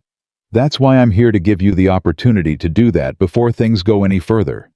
Before people get hurt who don't need to get hurt." Another pause. Longer. "I think," Whitmore said, "that this conversation is finished." A shift in the air, even through the door. "Nathaniel, I think," Whitmore said again, and this time his voice was not flat, but something considerably colder and more deliberate. That you should be careful, Thomas, very careful, about what you say to me, and about what you say in this county about people connected to this house. Silence. Is that a threat? Caldwell said. It's a statement of fact, Whitmore said. Good day. Clara moved back down the passage quickly and quietly, and was through the kitchen door and standing in the yard before she heard the front door of Whitmore Hall open. She pressed herself against the side of the house. She heard footsteps on the gravel, heard Caldwell's carriage, heard it pull away. She stood in the yard and breathed. 3 families. She had 14 names. 3 had gone to Caldwell. She needed to know which 3, and she needed to know before Whitmore asked them directly, because if he asked them before she knew, before she could understand what Caldwell had offered, or threatened to get them to turn, the whole thing could unravel in a way that looked exactly like what Caldwell had said it was. She smoothed her skirt. She went in through the kitchen door, walked the front passage, and knocked on the study door. Come in, Whitmore said. She went in. Howe was standing behind the desk. He looked at her, and something moved through his expression, something she couldn't read until she realized what it was. He already knew she had been in the house. How much did you hear? He said. She didn't lie to him. Enough, she said. He nodded once. His jaw was tight. 3 families, she said. I need to know which 3. Patterson Hargrove and a man named Sills, he said. Do you know them? She knew them. Patterson she'd visited herself. Hargrove and Sills she'd sent letters to through neighbors she trusted, or thought she trusted. Yes, she said. He offered them something, Whitmore said, or threatened them, I don't know which. Both probably, Clara said. That's how he works. She looked at him. Are you having doubts? Direct. She had always believed in direct. Whitmore looked at her for a long time. Not the measuring look, not the calculating look. Something rawer than either of those.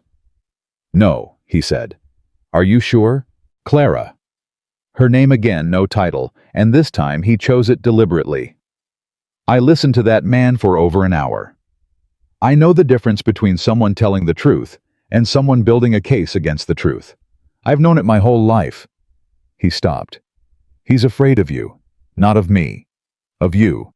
A man with no real leverage is afraid of the woman they claim has none. She looked at him across the desk in the study, with the stopped clocks and the summer light coming through the windows, and she felt something shift in her chest that she hadn't planned to feel, and she did not put it away this time. She let it stay. Just for a moment. We need to find out what he offered Patterson, she said. If it was money, we might be able to counter it. If it was a threat, I'll go myself, Whitmore said. They'll talk to me more freely, Clara said. Then we both go, he said. Tomorrow morning. She nodded. She turned to leave. Clara. She turned back. Whitmore was standing very still behind the desk, and he was looking at her with an expression she had never seen on him before. Not at the party, not in the 2 weeks of meetings and notes and carriage rides and stopped clocks. It was the look of a man who has decided something at cost to himself, who has done the arithmetic and arrived at an answer he didn't entirely expect. For what it's worth, he said quietly, I haven't let anyone fight alongside me in a very long time. The room was very still. How does it feel? She said, equally quiet. He thought about it. Really thought about it, the way he thought about everything carefully, honestly. Strange, he said. And a pause. Less alone. Clara held his gaze. Yes, she said. That's exactly how it feels. She left. She walked to the schoolroom where Abigail was waiting with a book open on the table, and James was sitting by the window pretending to read and actually watching the drive. She sat down across from them, both smoothed her skirt, picked up the primer she'd left from the previous lesson. All right, she said. Where were we? Page 42, Abigail said immediately. 43, James said without looking up from the window. And then more quietly, Is everything all right, Miss It? Clara looked at the boy by the window. Watchful. Cautious. Deciding whether something was worth the risk. Yes, she said. Everything is going to be all right. James looked at her for a long moment, with eyes that were she realized exactly the same shade of gray as his uncle's. Then he turned back to page 43, and outside somewhere in Harrowfield County, Thomas Caldwell was in his carriage deciding what to do next, and Clara Bennett was in a schoolroom teaching 2 children their letters and doing the same. They went to Patterson's farm the next morning before the heat fully settled in. Whitmore drove himself, which Clara had not expected. She had assumed the carriage with the long-faced coachman.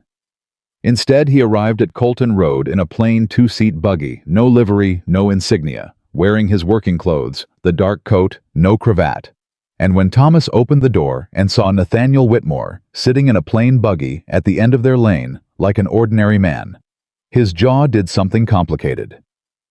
Clara put on her hat and walked past Thomas before he could say a single word. "Don't," she told him. "I wasn't going to say anything," Thomas said. "Good," she said. She climbed up into the buggy without waiting for help, which made Whitmore look at her sideways, though he said nothing either. They drove in the comfortable silence that had become without either of them formally agreeing to it.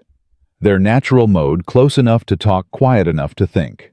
Patterson's farm was 3 miles east. Clara had been there twice before. Henry Patterson was a man of about 50, with a sun-worn face and the particular wariness of someone who had been disappointed by enough people to stop expecting better. His wife, a small woman named Dorothy, had been the one who'd talked most openly when Clara visited. It was Dorothy who had told her about the terms of the original loan, about how the rates had changed between the signing and the collecting. Dorothy was not at the door when they arrived. Henry Patterson was, and he looked at Whitmore's buggy the way a man looks at something he'd been dreading and has finally arrived. "Mr. Whitmore," he said. He nodded at Clara. "Miss Bennett." "Morning, Henry," Whitmore said, and there was a plainness to it.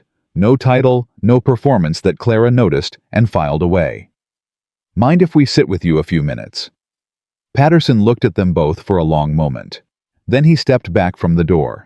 They sat in the kitchen, a small room that smelled of coffee and baked bread, and the faint metallic tang of a household running lean. Dorothy brought cups. She would not look at Clara. That told Clara most of what she needed to know before a word was spoken. "Henry," Whitmore said once the cups were poured, "tell me what Caldwell said to you." Patterson wrapped both hands around his cup. "He came here Thursday evening," Patterson said. "After supper. Told me Miss Bennett had been making representations she wasn't authorized to make.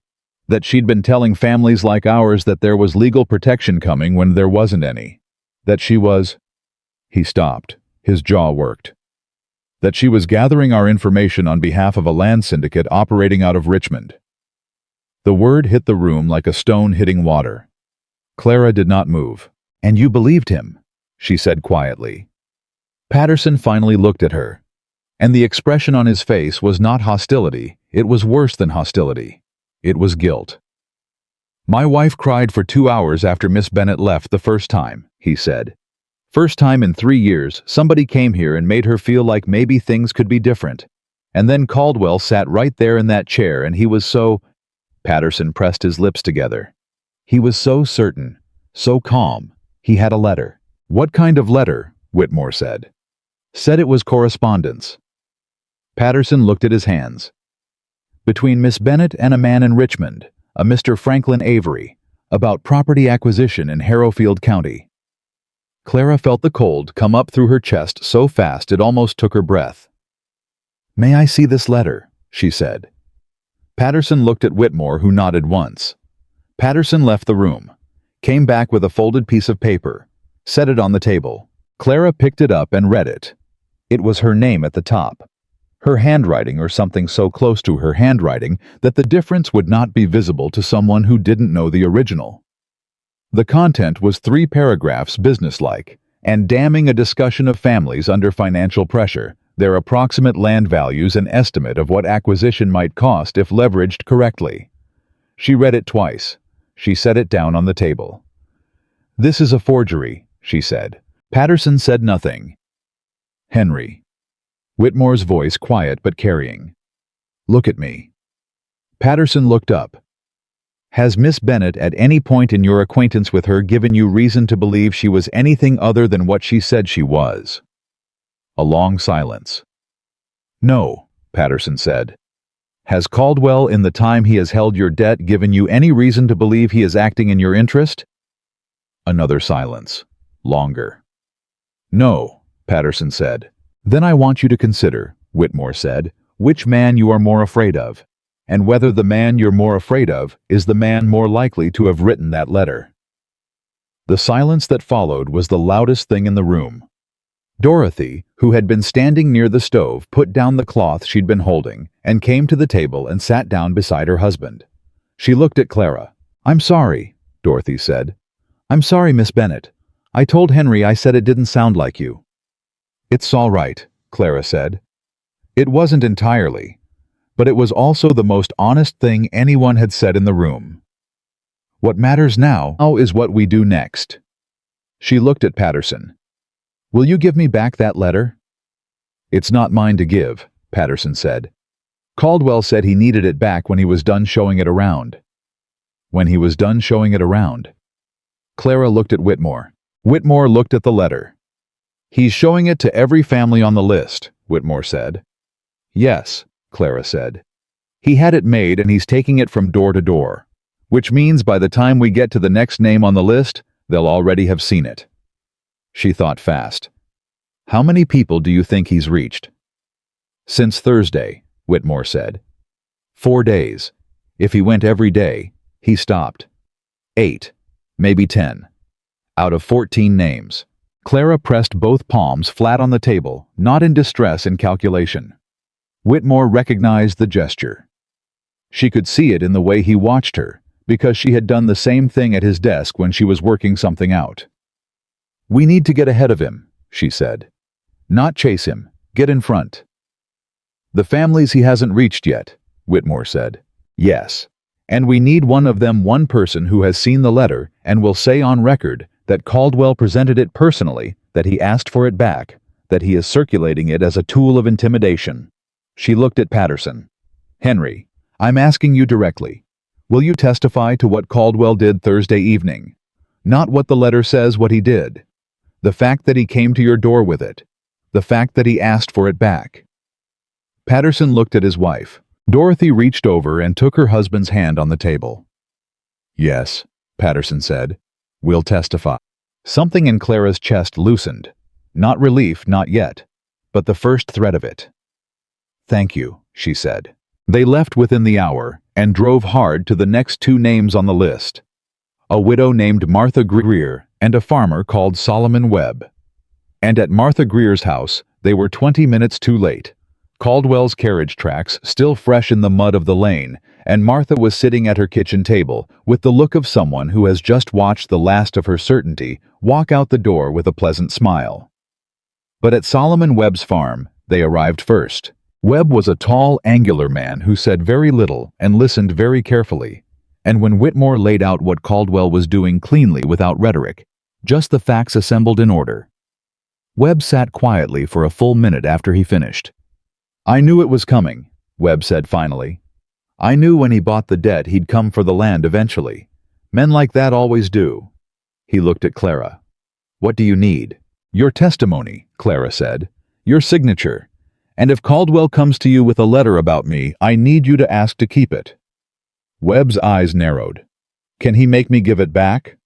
Not if you don't give your word to, Clara said. If you say nothing, just take it and keep it. He can't force it back without admitting he was circulating it. Webb almost smiled. You think fast, Miss Bennet. I've had to, she said. They drove back to Whitmore Hall in the late afternoon, the summer heat beginning to ease slightly as the sun tilted west. Clara was doing arithmetic in her head the whole ride, the numbers, the names, the likely sequence of Caldwell's movements. Whitmore drove without speaking, which she had come to understand was not absence, but presence, a different form of the same attention he gave everything. They were halfway back when he said without looking at her, He had your handwriting copied. Yes, she said. That's not a casual forgery. That required someone who had seen samples of your writing. He paused. Something you'd written. A letter. A signed document. Clara thought about it. She had signed 2 documents in the county records office when she'd gone to look up the debt details. Public records. Anyone could have copied from the signature book. She said so. So he's been planning this since before you went to the party, Whitmore said. Since before I went to the party, Clara agreed. He knew Thomas's debt was drawing attention. He moved preemptively. Which means, Whitmore said slowly, he already knew you were coming for him before you did. The implication settled over the buggy like the heat. Someone told him, Clara said. Yes. She ran through the sequence again. Her visit to the records office, the party, the Thursday meeting with Whitmore, the note she had sent to Harris, the list of 14 names. The list, she said. Whitmore looked at her. Before I gave the list to Harris, she said, I told Thomas about the 14 names. Not who they were, just that I'd made a list. And Thomas... She stopped. Her voice stayed steady with effort. Thomas mentioned it to someone at the Millers the following day. I know because he told me that evening. He thought it didn't matter. Whitmore was quiet. It's not Thomas's fault, Clara said before he could say anything. He's 19. He was proud. He didn't understand what it meant. I know, Whitmore said. He's going to feel terrible when he finds out. I know that too, Whitmore said. She looked out at the road. I'm going to have to tell him, she said. Tonight. He has to know what's been set in motion. Do you want me to come? Whitmore said. The offer was so simply made, so quiet, that for a moment she wasn't sure she'd heard it correctly. She looked at him. No, she said. He needs to hear it from me, without an audience. She paused. But thank you. He nodded. He drove, and she sat beside him in the plain buggy, with the summer road ahead of them, and thought about how strange it was, how entirely unexpected that the person who had become most essential to her in the fight for her brother's future was the same man who 6 weeks ago had told her that a woman with no money should not pretend to change this town. She had not forgiven him that exactly, but she understood it differently now. She understood that people say things from behind their walls that they would never say in the open, and that the size of a wall is not a measure of the person, but of the wound. She understood that better than most. They pulled up to Whitmore Hall, and Clara was already climbing down before the buggy fully stopped. She was always doing that, moving before things were fully settled, and she heard what might have been the breath of a laugh from Whitmore as she did it. Clara, he said. She turned. He had not climbed down yet. He was sitting in the buggy with the reins loose in his hands and the late afternoon light doing something specific to his face that made him look younger and less defended, and more like what he actually was, which was a man who had been carrying things alone for a very long time. Whatever happens with the board, he said, whatever Caldwell does next, I want you to know. He stopped. Reconsidered. Came at it again. This is not just about the debt. It hasn't been just about the debt for a while. She held his gaze.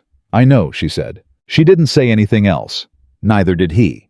But something passed between them that was not said and did not need to be, and she turned and walked toward the house to collect her things, and her heart was doing something entirely unprofessional that she chose not to examine too closely. Not yet. There was still too much to do. Thomas took it the way she expected him to first, with confusion, then with the slow, dawning, terrible comprehension of someone realizing exactly what a careless moment cost. I didn't know, he said. His face had gone pale. I know you didn't, Clara said. I was talking to Miller's boy. I just said you'd made a list. I didn't say, Thomas. She reached across the table and took his hand. Listen to me. This is not your fault in the way that matters. Caldwell was already planning. He already had people watching. He would have found another way. She squeezed his hand. But I need you to understand now, nothing about this leaves the house without going through me first. Not a word. Not a hint. Can you do that? Thomas looked at her. He was trying very hard not to cry, and not entirely succeeding. Yes, he said. Good, she said. She poured him tea. She sat with him, and after he went to bed, she sat alone at the kitchen table with the candle and her mother's letter, and the list that was now down to 6 names who hadn't yet been reached, and she planned. She planned the way her father had taught her to plan, not from where you are, but from where you need to end up, and then backward. She needed the forgery on record with Harris. She needed Patterson's testimony. She needed Webb's copy of the letter when Caldwell came to show it to him. She needed Whitmore's deposition with the county board, which was scheduled for Friday. And she needed, and this was the piece she hadn't yet solved, she needed someone who could speak not just to Caldwell's actions toward her family, but to the pattern. The whole pattern. Someone with standing with a name that the county board couldn't dismiss. She thought about Judge Harris. She thought about Mrs. Eleanor Whitmore. She thought about what Margaret Hale had said the night of the party, half this county knows it, and the other half owes him money. And then she thought about something else. Something Caldwell had said in the study that she had heard through the passage wall. He has been watching her. He knew her name before she gave it to him publicly. He had been moving since before the party, which meant Caldwell had a source of information inside someone's house.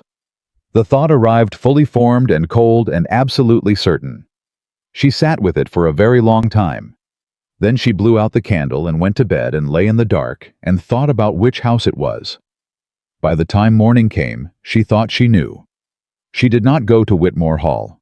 She went instead to Margaret Hale, who was at her father's mill, and who put down her work immediately when she saw Clara's face. Something happened, Margaret said. Several things, Clara said. I need to ask you something, and I need you to answer it completely, even if the answer is uncomfortable. Margaret looked at her steadily. Ask. Who in this county is close to Caldwell socially? Clara said. Not business, socially. Who visits his house? Who he takes into confidence? Margaret thought about it. The Harringtons, she said. The board chairman and his wife. They dine with Caldwell regularly, she paused. And his housekeeper, Mrs. Price, she's related to someone on Whitmore's staff. A cousin or some such. I don't know who exactly. Clara went very still. Someone on Whitmore's staff, she said. I think so, Margaret said. I'm not certain. It was just something I heard at the market months ago, and I didn't think anything of it then. Someone on Whitmore's staff.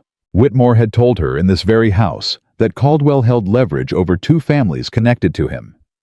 He had not said what kind of leverage. He had not said it went any further than financial. But if someone inside Whitmore Hall was related to Caldwell's housekeeper, if someone had been quietly, without necessarily even intending harm, repeating things that were said in that house, the 15-name list. The note about Judge Harris. The fact that Caldwell had known to act before anything became public. All of it flowing through one small human connection that nobody had thought to look for. Margaret, Clara said. I need a favor. The next 48 hours were the hardest of everything so far, which was saying something.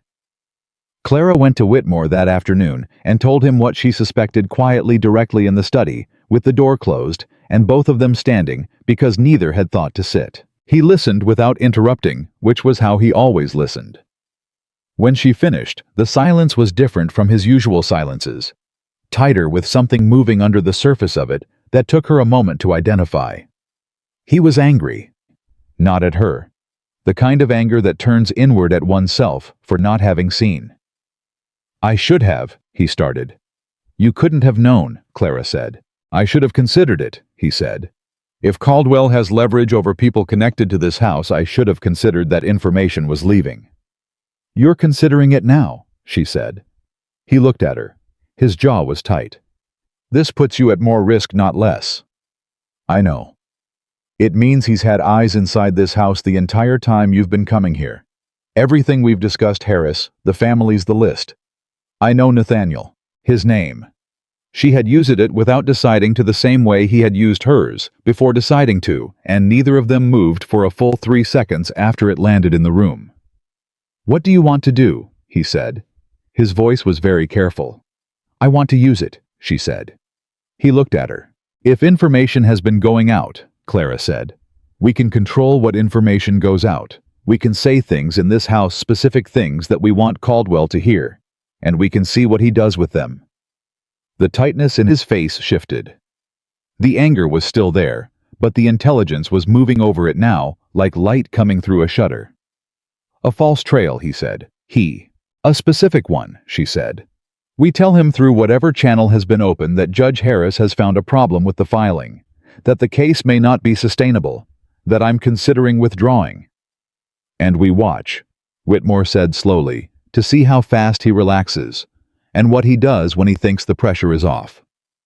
Because a man who thinks he's won, Clara said, stops being careful. Whitmore looked at her for a long moment. This is considerable risk, he said. If he believes it and moves against your brother's land before Harris can file. Harris will file by Thursday, Clara said.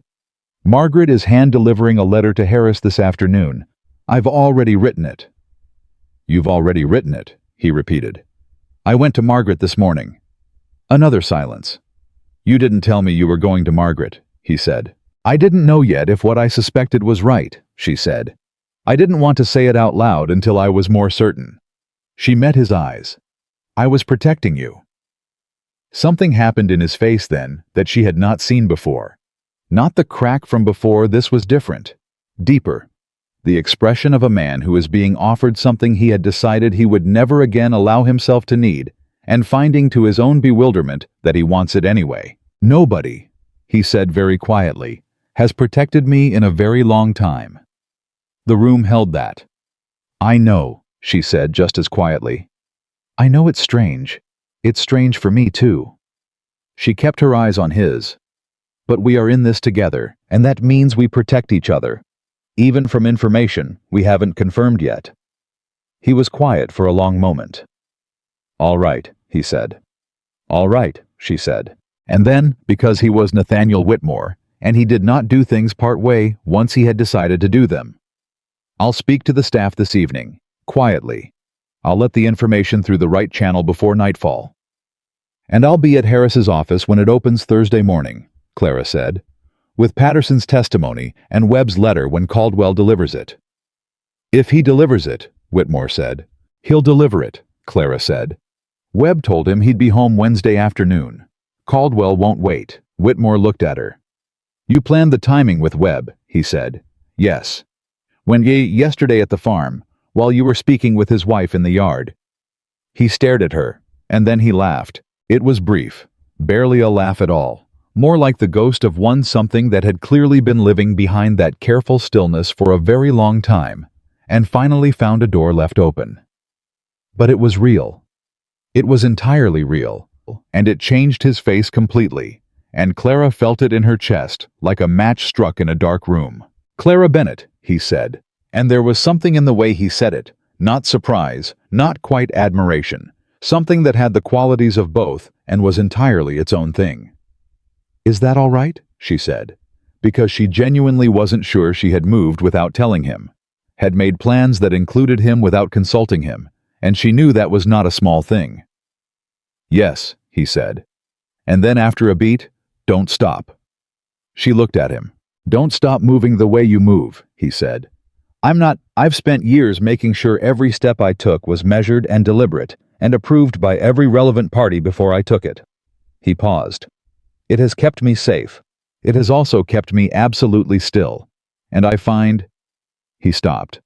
Came at it again. I find that I've been standing still for a very long time, and I hadn't noticed how tired of it I was until just recently. The room was very quiet. The clocks on the wall said 2:30 and did not move. Clara looked at this man, this careful, guarded, deeply solitary man who had lost his father and closed his clocks and kept the world at a precise and manageable distance, and she thought, I see you. I think I have seen you from the very first night, and I think you know it. She did not say any of that. She said Thursday, Harris's office, 8 o'clock. I'll be there, he said. She picked up her hat. She walked to the door. Clara, he said. She turned. He was standing in the middle of the study with both hands at his sides. No desk between them, no papers, no ledgers, nothing to stand behind. When this is over, he said. When Caldwell is dealt with and your brother's land is secure. He stopped. A breath. I'd like to still be in a room with you, under circumstances that have nothing to do with legal filings. She held his gaze. Her heart was doing the thing she had told herself she was not going to examine.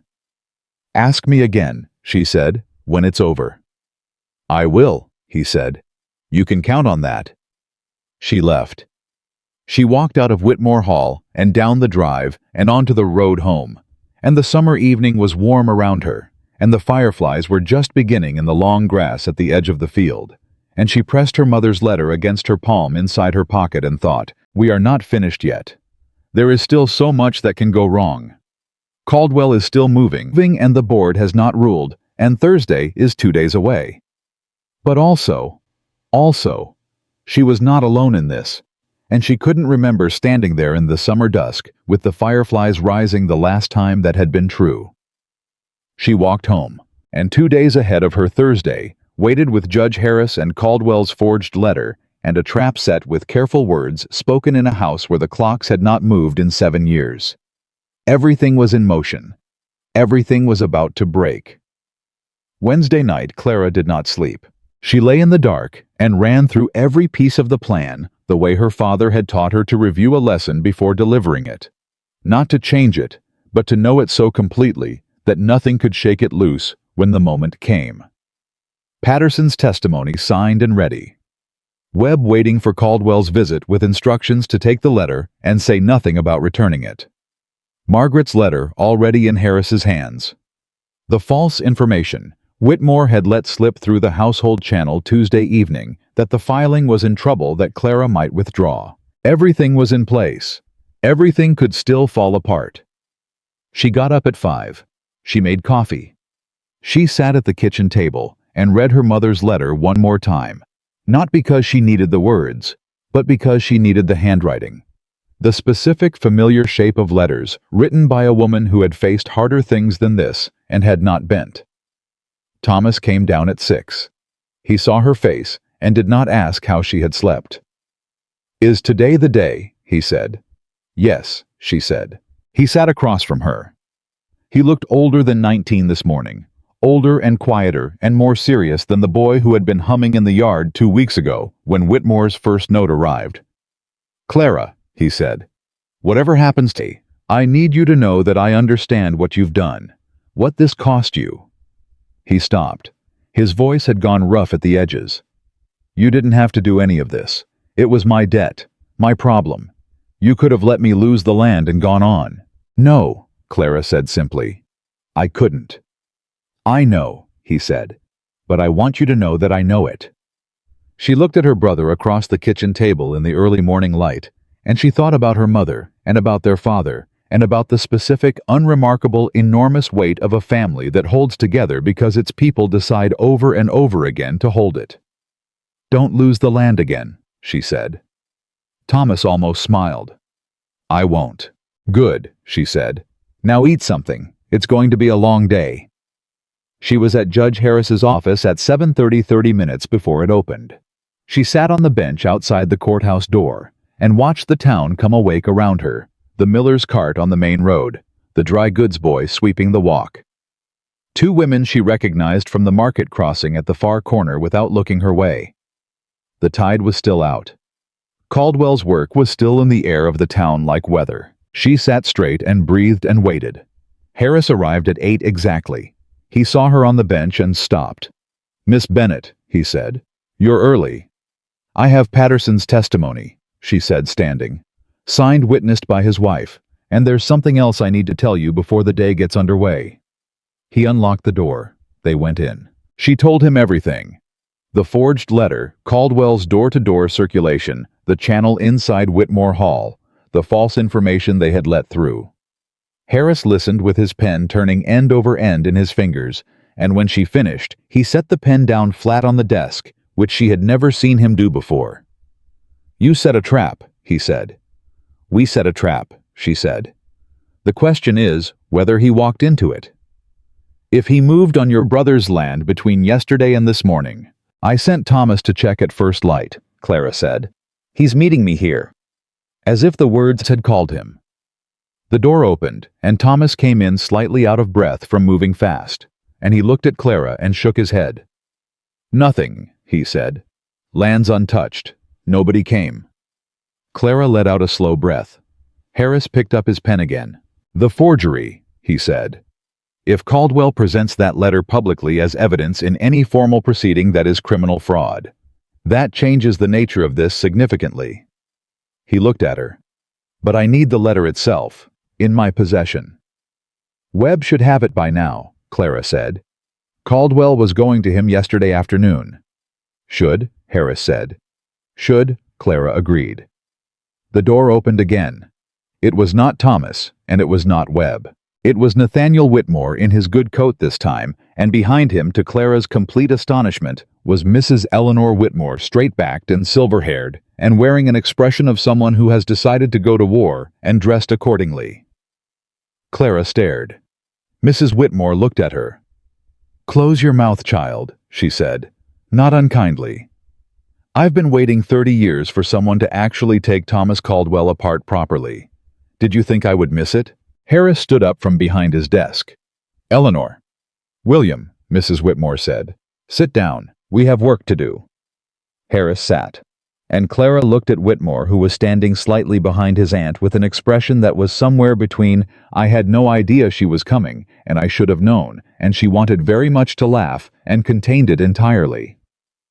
"You should have told me," she said to him quietly. "She told me at breakfast," he said, equally quiet. 20 minutes ago. She came from Richmond for this. She came from Richmond, Whitmore said, because she has known Thomas Caldwell for 30 years and has apparently been compiling her own documentation of his activities for approximately 20 of them.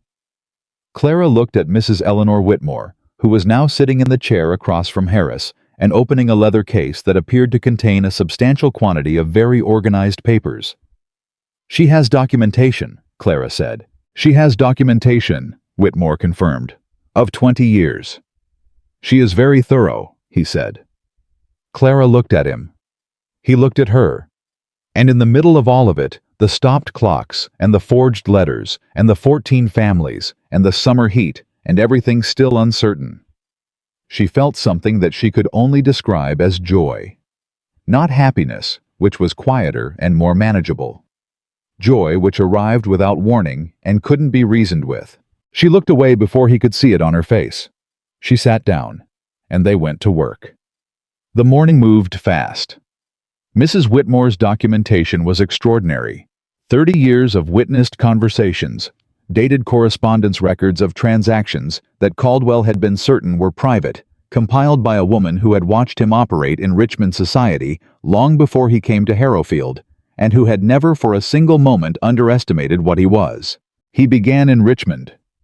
Mrs. Whitmore told Harris, with the precision of someone who had rehearsed nothing, because she had no need to rehearse things she had been carrying for 20 years.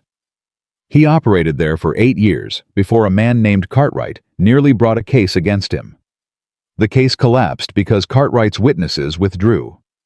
When I heard Caldwell had established himself in Harrowfield, I began documenting. "Why didn't you bring this forward before?" Harris said. Mrs. Whitmore looked at him with an expression of magnificent composed impatience. "Because until now," she said, "there was no one willing to stand in the open and make the first move. A document without a witness is a piece of paper. A case without a plaintiff is a rumor." She glanced at Clara. "I was waiting for the plaintiff." The silence in the room was enormous. Clara looked at the woman across the table and understood in a way that rearranged several things she had believed about the world, that she had been wrong about Eleanor Whitmore from the very first look. She had thought a woman with opinions about who belongs. The truth was considerably more interesting. "Mrs. Whitmore," she said, "the witnesses in the Cartwright case, the ones who withdrew." Mrs. Whitmore looked at her sharply. "What made them withdraw?" Clara said. A pause. "A fire," Mrs. Whitmore said carefully, "at a warehouse belonging to one of them, and a situation involving the daughter of the other." "He threatened them," Clara said. "He acted," Mrs. Whitmore said. "Caldwell never threatens. He acts first and explains afterward." Clara looked at Whitmore. Whitmore was already looking at her. "Webb," they both said at the same moment. Clara stood up. "Solomon Webb is sitting on that letter right now alone on his farm. I'll send someone." Whitmore was already moving. "Send two," Clara said. "And send word to Patterson as well, If Caldwell realized the letter didn't come back. He realized it last night, Whitmore said, and the certainty in his voice made Clara's blood go cold. He went to Webb yesterday afternoon. He expected the letter back yesterday evening. He didn't get it. He's had all night. Harris was on his feet. "I'll send the sheriff," he said. "Send him now," Clara said. The next 20 minutes were the longest of the entire summer. Harris sent his clerk for the sheriff. Whitmore went himself on horseback, because a man on horseback was faster than a carriage, and the look on his face when he went out the door was the face of a man who was done being careful. Mrs. Whitmore sat in Harris's office with her leather case of documents and her straight back and her hands folded in her lap, and she looked. Clara thought like a woman who had been holding a very heavy thing for a very long time and could feel the end of it approaching. Clara stood at the window. She could not sit. Thomas put his hand on her shoulder. "It'll be all right," he said. She put her hand over his and didn't answer because she didn't know yet, and she refused to say things she didn't know. 45 minutes later, Whitmore came back. He came through the door and he looked directly at Clara, and she read his face before he said a word. "Webb is all right," he said. "His barn is not." She closed her eyes for 1 second. "Caldwell," Harris said. "Fled the property before we arrived," Whitmore said. "A neighbor 2 farms over saw his carriage on the north road at dawn." He moved further into the room.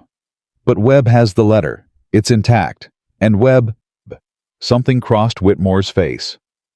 Webb came out of the barn with the letter and a burn on his forearm from getting his horses out, and the first thing he said was that he wanted to make sure we got this.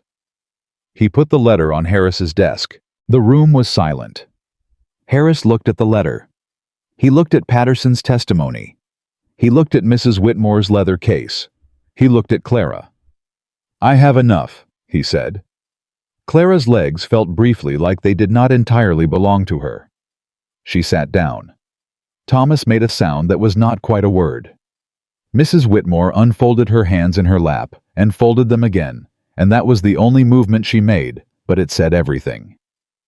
"The board," Whitmore said. "Harrington.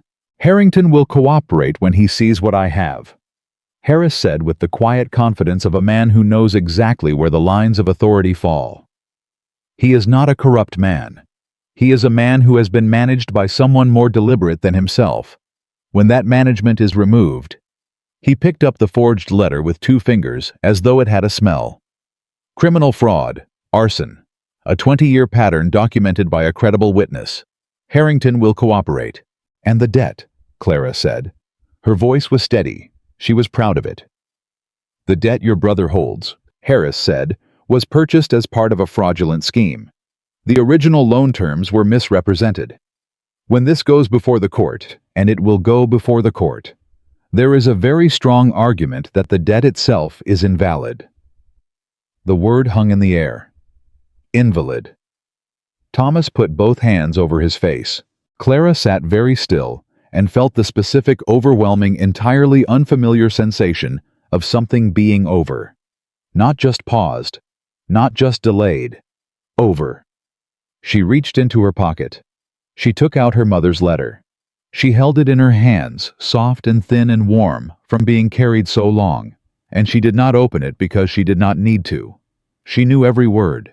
She had always known every word. But she held it anyway, because some things you hold not for the information, but for the presence, and her mother was present in that letter in the only way she could be, and Clara needed her there right now for just a moment. "Miss Bennet," Mrs. Whitmore said. Clara looked up. The old woman was looking at her with an expression that had nothing in it of the first look, or the second, or any of the careful assessments of the early weeks. It was direct and clear and entirely without armor. "Your father would have been very proud," she said. Clara's throat closed. She nodded once. She did not trust her voice. The legal proceedings took 6 weeks. There were depositions and counter-depositions, a board hearing that lasted 2 days. 3 separate appearances before Harris's court, and 1 extremely dramatic afternoon in which Caldwell's attorney attempted to argue that the forgery could not be conclusively attributed to his client. A position that collapsed entirely when Mrs. Whitmore produced a letter in Caldwell's own hand from 19 years prior, in which he had employed an almost identical technique against a merchant in Richmond. A letter she had obtained, and this she explained with the serenity of someone who has been waiting a very long time to say it from the merchant's widow, who had kept it in a locked box for nearly 2 decades against exactly this eventuality. Caldwell dismissed his attorney. He hired a new one. The new one lasted 4 days before recommending his client consider a settlement. Clara was not in the room when Caldwell signed the agreement that voided Thomas's debt, renounced any claim to the Bennett land, and acknowledged financial liability to 11 of the 14 families on her list. She was at Whitmore Hall in the schoolroom, teaching Abigail and James their geography, because that was what she had promised to do that morning, and she did not break promises on account of legal proceedings that other people were capable of attending without her. She learned it was done when Whitmore came to the schoolroom door. He didn't knock. He opened the door and stood in the doorway and looked at her, and she read his face the way she had learned to read it, and she said to Abigail and James, "Close your books. We're done for today." Abigail looked at her uncle, looked at Clara, made a decision with the speed and certainty that was entirely characteristic of her. "Come on, James," she said, and took her brother by the arm and swept him out of the room with a diplomacy that would have made a politician proud. The door closed behind them. Clara set down the geography book she'd been holding. Whitmore walked into the room. "It's done," he said. "I know," she said. "I can see it on your face. Harris said the board's final ruling comes next week, but it's a formality at this point. Caldwell is finished in this county." He stopped. "In this state, very likely, once Richmond gets wind of Eleanor's documentation." "Good," Clara said. He looked at her. She looked at him. And she thought, 6 weeks ago I walked through that iron gate in a patched dress with my mother's letter in my pocket, and I was so afraid, and I was so determined, and I had no idea, none, that I would end up here in this room, having changed something real with this man looking at me like that. "You said to ask you again," he said, when it was over. She had said that. In the hallway with the summer evening behind her, and her heart doing things she had refused to examine. "I did," she said. "It's over," he said. "It is," she said. He crossed the room. Not quickly, he did nothing quickly, had never done anything quickly, but with the particular deliberateness that she had come to understand meant he had decided something fully and was not going back on it. He stopped in front of her, and she looked up at him. This man who had stopped his clocks at 2:30 and kept the world at a careful, manageable distance for 7 years. And she saw in his face everything that cost him to cross the room. Every wall and every wound and every year of careful, solitary, self-sufficient stillness. She saw what it cost him to stand here without a desk between them. And she also saw that he was doing it anyway. "I told you," he said quietly, "that I hadn't let anyone fight alongside me in a very long time." "You did," she said. "I want to tell you something else," he said. "Something I should have said more clearly a while ago." He paused. "Let it come. I have been living in this house for 7 years, building walls that I convinced myself were principles. I called it self-sufficiency. I called it responsibility. I told myself I was protecting the people who depended on me." He stopped. "I was protecting myself from ever having to need anyone again." She did not fill the silence. "And then you walked into my house," he said, "in a patched dress with 14 names in your pocket and a dead clock in your father's room, and more courage than anyone I have ever met, and you made me—" He stopped again, and she could see him working to find the exact right words, because he was a man who did not say things he didn't mean and was careful with the ones he did. "You made me feel the difference between being safe and being alive. And I'm not willing to go back to only being safe." The room was very quiet. Outside, she could hear Abigail saying something to James in the hallway. She could hear the summer afternoon beyond the windows, birds, the distant sound of work on the grounds, the ordinary ongoing life of a house. "Nathaniel," she said. His name plainly no title, and she meant it the way she had meant it the first time she used it, as recognition, as choosing. "I came here for my brother. That is true. And everything I have done in these weeks has been for Thomas, and for those 14 families, and for something larger than either of us. That is also true." She met his eyes without flinching. "And somewhere in the middle of all of it, something happened that I was not expecting and did not plan for, and cannot account for by arithmetic. And it is also true. I was very still. "What happened?" he said. He needed her to say it. "I stopped being in this alone," she said. "And that is for a person like me who has been in things alone for a very long time. That is the most frightening and the most important thing I can tell you." His hand came up and he touched her face, just the side of it. One careful hand, the same deliberateness he brought to everything, and she felt it go through her like a bell struck. "I'm not going anywhere," he said. "Neither am I," she said. And that was the first thing. Not a kiss, not yet, that would come later in its own time, unhurried when they were ready. What happened first was simpler and more essential. Two people, both of them scarred in the particular ways that come from loss and loneliness, and learning too early how to be sufficient, deciding together that sufficient was no longer enough. The weeks that followed moved differently from the weeks before. The legal proceedings concluded as Harris had said they would, with a ruling that voided 11 of the county's outstanding debt claims against Caldwell's portfolio. 3 families received land they had not expected to keep. Ruth Sayers, the young widow with 2 small children, was one of them. When Clara told her, Ruth sat at her kitchen table and did not cry. She was past the kind of grief that comes out in tears.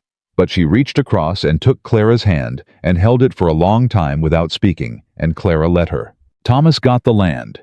He got it free and clear, and the day the paperwork came through, he went out to the field, their father's field, the one Robert Bennett had worked and loved and borrowed money to keep, and he stood in it for a long time in the late summer heat, and when he came back, his face was something Clara had not seen on it since before their father got sick. Peace. She fed him dinner and did not say anything about it, because some things are better honored than named. Mrs. Eleanor Whitmore returned to Richmond in late August, 3 days before the final board ruling. She came to Colton Road to say goodbye, which Clara had not expected, and which told her a great deal about the distance they had traveled from the study on that second Saturday morning. At the door, Mrs. Whitmore looked at Clara with the direct, unarmored look she had given her in Harris's office. "I expect," she said, "that the next time I come to Whitmore Hall, things will be somewhat different." "That's not for me to say," Clara said. "No." Mrs. Whitmore agreed. "But it's for me to notice." She paused. "My nephew is not an easy man." "I know," Clara said. "He will not always say the thing that needs saying. He will retreat into that office of his, and that is his version of asking for patience." "I have patience," Clara said. "You do," Mrs. Whitmore said. "It's one of the few things about you that actually surprised me." She held out her hand. Clara shook it. "Take care of him," she said. "He won't ask you to. That doesn't mean he doesn't need it." "I know," Clara said again. Mrs. Whitmore looked at her for one more long moment. "Your mother raised a remarkable woman," she said. And then she walked to the carriage and did not look back, which was Clara had learned simply how Eleanor Whitmore said the things that mattered. The schoolroom sessions with Abigail and James continued into September, past the summer's formal end, because no one had suggested they stop, and Clara had not offered to, and Whitmore had made no indication he wanted them to. Abigail was reading 3 levels above where she had started. James had sometime in late August made the decision completely the way Clara had known he would to stop watching from a safe distance, and the resulting release of enthusiasm for learning was Clara reflected approximately equal to what a dam felt like when the water finally went over. One afternoon in late September, Whitmore came to the schoolroom doorway and said that if Clara could stay there was something he wanted to show her. She sent Abigail and James to find their suppers. She followed him. He led her not to the study, not to the hall, but upstairs and down a corridor she had not been in before, and stopped outside a closed door. "My father's library," he said. "I haven't—" A pause. "I haven't opened it since he died." She stood beside him. "You don't have to," she said. "I know," he said. "I want to." He opened the door. The room smelled of old paper and dust, and something underneath both of those that was specific and private, and not hers to name. She stood at the threshold, and did not go in until he stepped inside first. Then she followed. He stood in the middle of the room, and she could see him taking it in, all of it, whatever it held for him all 7 years of not opening this door. Then he walked to the window and he opened it, and the September air came in cool and real. He turned around. "I want to start the clocks," he said. Clara looked at him. "Are you sure?" she said. "Yes," he said. And then, with a simplicity that was completely characteristically his, "I've been stopped long enough." She crossed the room. There was a clock on the shelf beside the window, a small one, not the imposing mantelpieces in the study and the hall. Just a plain wooden clock that had belonged. She understood without being told to a man she never met, but had come to know through his son. She looked at Nathaniel. He nodded. She reached up. She set the hands. She wound the key. The clock began to tick. Neither of them spoke. The sound filled the room, the way sound fills a room that has been quiet for too long at first. Almost too loud. Then simply present. Simply there. The ordinary marking of ordinary time. Nathaniel put his hand over hers on the clock. He left it there. Clara stood in the library of Whitmore Hall, with the September light coming through the open window and the clock ticking under their hands, and she thought about her mother's letter in her pocket, and about Thomas in his father's field, and about 14 families, and a leather case of 30-year-old documents, and a small girl with a dirty chin who had run across a gravel drive to ask if she was the teacher, and about a man who had called her insufficiently credentialed at a summer party, and had become, without either of them planning it, the person she trusted most in the world. She thought about all of it. And then she let it go, not away, but into the past where it belonged, where it would stay solid and permanent and done. The clock ticked. The morning had found them at last. And Clara Bennett, daughter of a schoolteacher, mender of dresses, keeper of lists, holder of her family together, through 3 years of loss and debt, and the particular grinding difficulty of being a woman alone, with no resources but herself.